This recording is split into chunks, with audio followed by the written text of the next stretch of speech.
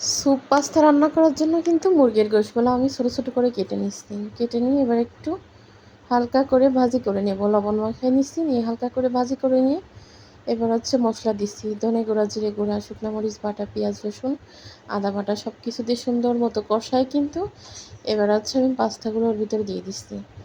আসলে এইভাবে হয়তো অনেকে রান্না করে খায় না, তবে আমার বাসায় কিন্তু আমরা শুকনা পাস্তার থেকে এই স্যুপ পাস্তা রান্না করে আমার ছেলেরা অনেক বেশি পছন্দ করে, বা আমার ভাই বোন যারা আছে তারাও কিন্তু অনেক বেশি পছন্দ করে।